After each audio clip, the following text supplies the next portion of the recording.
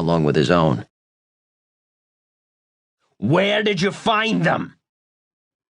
Fixer peered up at the dark-bearded man through half-opened eyes.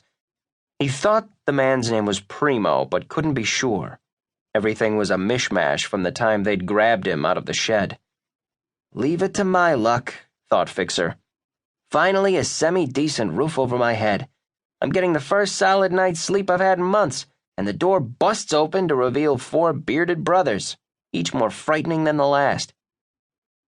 "I didn't," Fixer muttered. His answer was rewarded with another lash of the whip. Primo leaned over the ship's bow and brought his seething face inches from the hanging man. "I'll ask again. Where did you get the cells?" Fixer hadn't seen any in over 6 months. His upside-down brain was pretty scrambled, but he knew that answer wouldn't hold much water with his tormentor. It didn't help that these men were convinced he had cells in his possession, even though Fixer had denied this more times than Peter had done Christ. Left with options that would only further bloody his back or find him dumped off the ship and squished like a bug, Fixer offered the only possible response. "What if I took you to them?" A gratified smile spread across Primo's face, which only made him look scarier to Fixer than before. "That's more like it." "Yeah," thought Fixer, "until you realize I'm lying through my teeth and just stalling for time." At least the whipping would stop.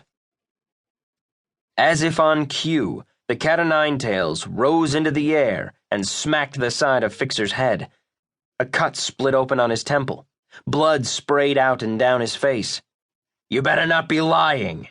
If you are, the pain you're feeling now will be just a prelude to what's coming."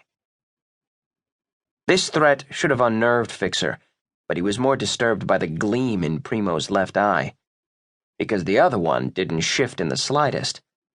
It was only then that Fixer realized Primo's right eye was made of fine glass, its green pupil a direct contrast to the sepia brown of the real deal. For the first time, Fixer got a good look at the skin on the right side of Primo's face. It was mottled, like the underbelly of a turtle. It didn't appear natural, so Fixer didn't think it was a birth defect. He couldn't imagine it was something a man would have by choice, but suspected he wouldn't be around long enough to learn where it came from. The one-eyed glare demanded an answer. "Point taken," Fixer feebly offered up. "Where to?" "Back where you found me. The shed." "We searched it high and low. There was nothing," growled Primo. He gripped the whip tightly, preparing to lash out yet again. Fixer shook his head vigorously, causing the blood to drip down his face. "It's near there." Primo cocked the cat-o'-nine-tails. "I warned you." No. Think about it. Having them handy, right where a man such as yourself might take them away from me, that would be foolish, right? "Very foolish indeed." Fixer nodded. Blood seeped into his eyes as he stammered away. Yes, the prelude thing you said. Don't want that. Definitely don't want that." Primo considered, and then pushed back onto the ship deck and called out to his brothers. "Turn it around! We're going back!" The hierarchy was clear. The 3 men began the Herculean task of rerouting, climbing masts, shifting sails, steering the ship. Primo leaned over the rail once again. "You better not be wasting my time." Fixer tensed, awaiting one more strike of the whip. When nothing happened, he breathed a sigh of relief as Primo's footsteps retreated on the deck. The reprieve was fleeting, however.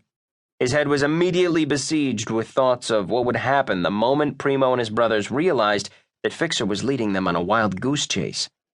It caused him to visibly shudder. The boat lurched and swiveled.